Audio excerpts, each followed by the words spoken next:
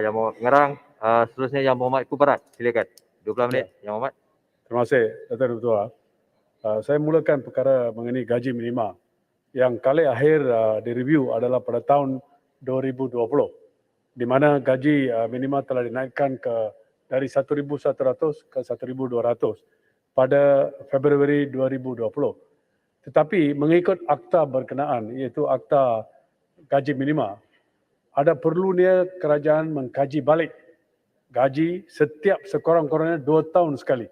Dan ini sudah melampaui 2 tahun, tetapi gaji minima belum lagi direview. Dan saya difahamkan Majlis Perunding Gaji Negara pun telah membuat beberapa rekomendasi kepada kerajaan, kepada menteri, tetapi tidak lagi dibawa ke kabinet untuk kelulusan. Saya nak tanya, apakah sebab ia dilambat-lambatkan, walhal kalau Pakatan Harapan merajui kerajaan sekarang, gaji minima adalah 1.400 sepatutnya. Dan tahun hadapan 1.500. Kalau negara-negara lain dapat menaikkan gaji minima seperti UK, Kanada, Australia dan sebagainya, dan hari ini di Singapura pun gaji minima dinaikkan kepada pekerja-pekerja dari negara asing. Kalau boleh dibuat sedemikian, menjadi asas, dan kita perlu ingat bahawa ramai di antara yang mendapat gaji minima adalah dari golongan B40 dan mereka perlu diberi keutamaan, galakkan dan sebagainya, kerana kalau gaji minima dinaikkan, didapati dari research bahawa lebih rakyat akan terlibat untuk bekerja.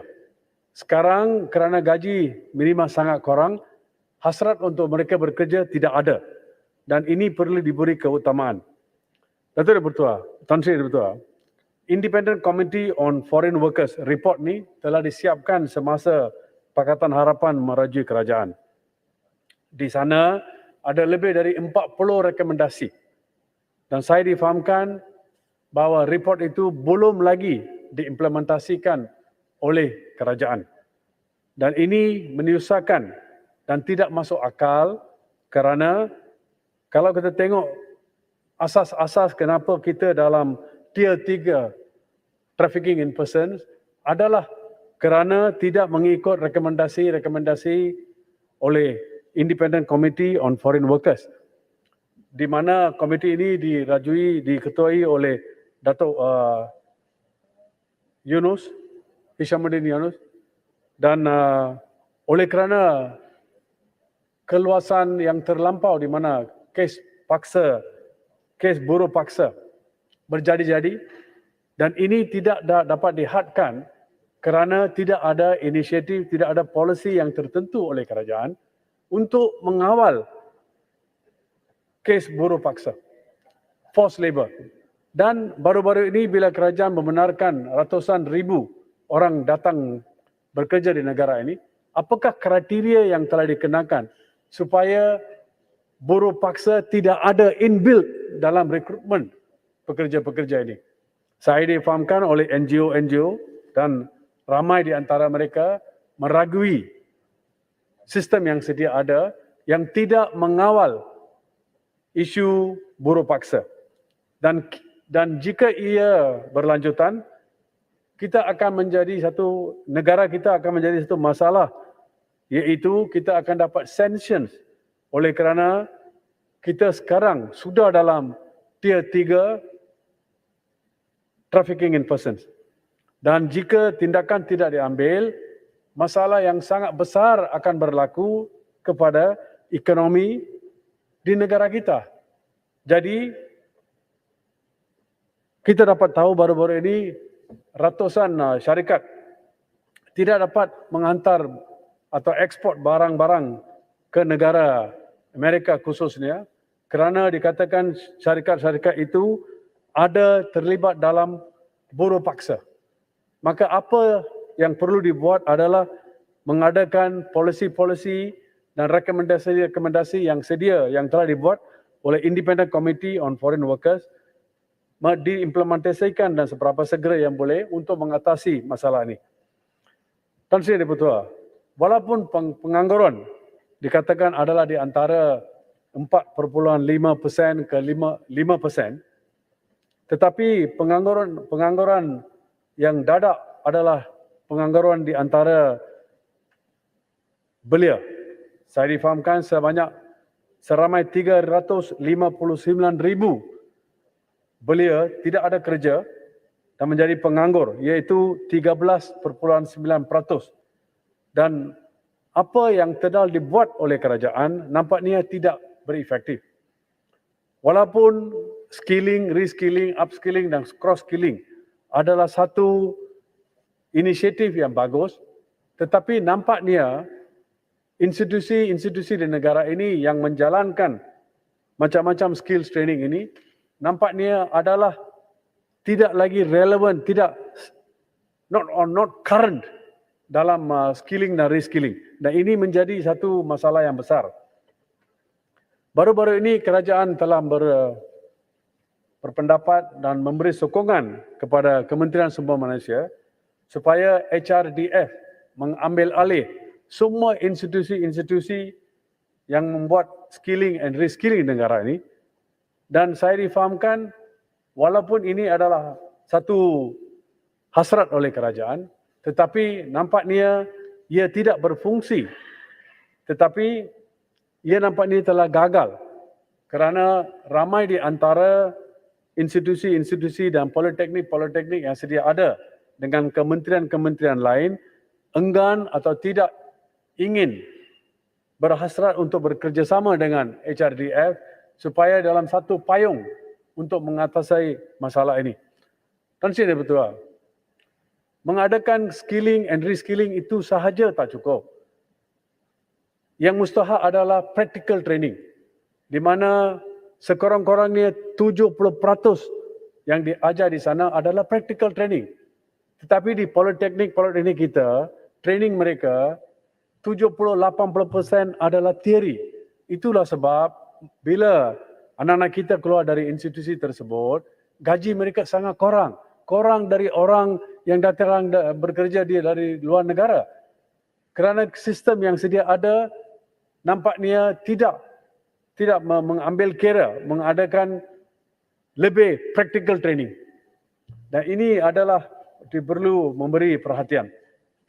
Dato' Yang Betul, saya telah menanya satu soalan kepada Yang Berhormat Menteri Dalam Negeri mengenai jumlah My Travel Pass minggu dulu.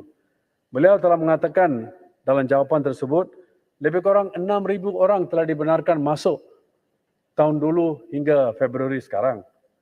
Tetapi masa yang sama, bulan September tahun dulu,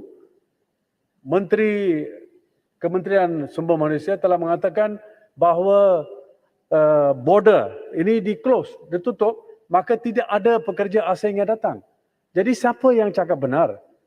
Made online digunakan untuk membawa pekerja-pekerja dari luar negara yang dikendalikan oleh Kementerian Dalam Negeri, senyap-senyap, macam ada dua government dalam satu government.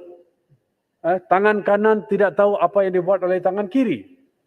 Itulah sebab rekomendasi oleh Independent Committee on Foreign Workers telah dengan terus mengatakan bahawa keperluan bahawa Kementerian Sumber Manusia mengambil alih semua perkara ini supaya menyelesaikan perkara ini, kerana ini yang diikuti oleh beberapa negara di dunia ini.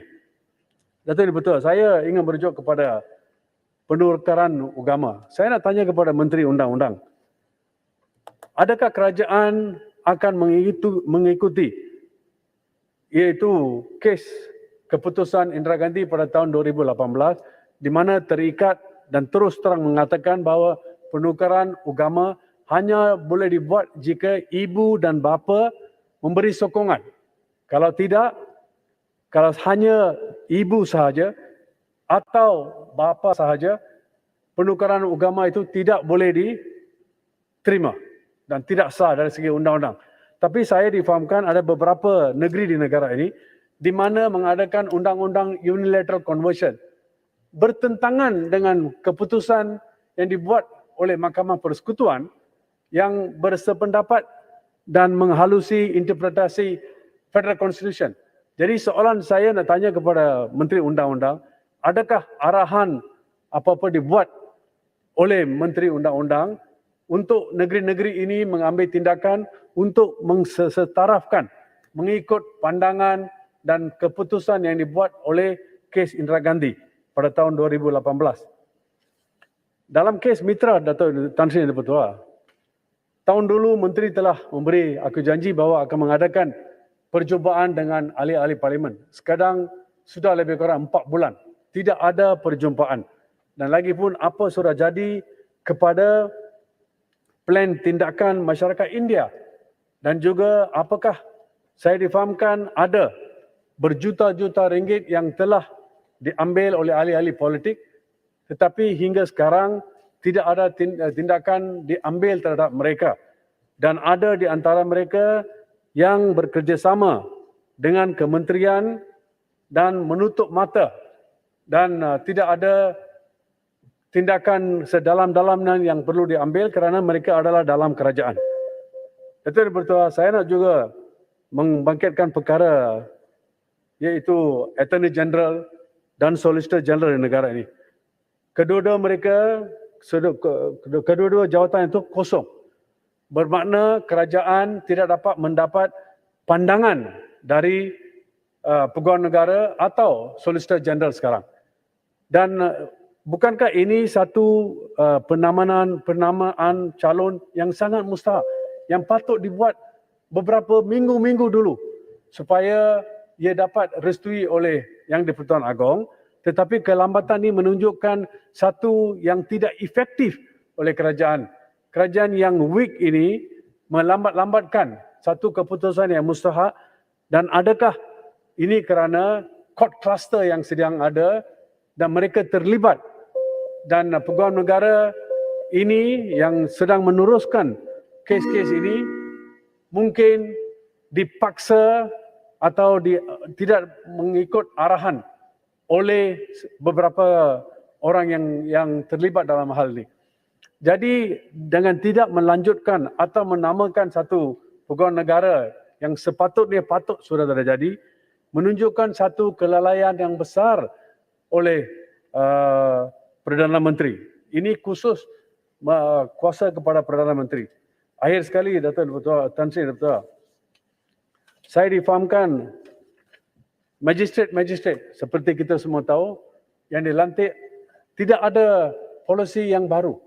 Di UK, sekurang-kurangnya perlu ada mature magistrate diberi jawatan sedemikian. Sekurang-kurangnya 7 tahun telah berkhidmat sebagai seorang peguam. Saya harap perkara itu diambil kira kerana ramai di antara magistrate adalah frontliners berbanding dengan mahkamah tinggi, mahkamah rayuan dan sebagainya. The first contact dengan orang ramai di negara ini. Mereka memainkan peranan yang besar. Dan jangan kita membenarkan magistrate yang terlampau muda, baru keluar dari universiti dilantik sebagai magistrate. Tetapi masa dulu saya boleh faham, 70-an dan 80-an, kita tak cukup peguam dan tak cukup magistrate dan sebagainya. Sekarang ada terlampau banyak peguam. Dan kita perlu ada mature students. Dan sekurang-kurangnya ada experience yang tertentu sebelum mereka dilantik. Dan Judicial Commissioner pun sedemikian juga. Baru-baru ini Judicial Commissioner yang betul-betul bekerja kuat, yang baik, yang menulis law reports dan keputusan-keputusan yang baik, tiba-tiba tidak melanjutkan kontrak mereka. Apakah asas dan sebenarnya sedemikiannya? Terima kasih. Terima kasih Yang Berhormat.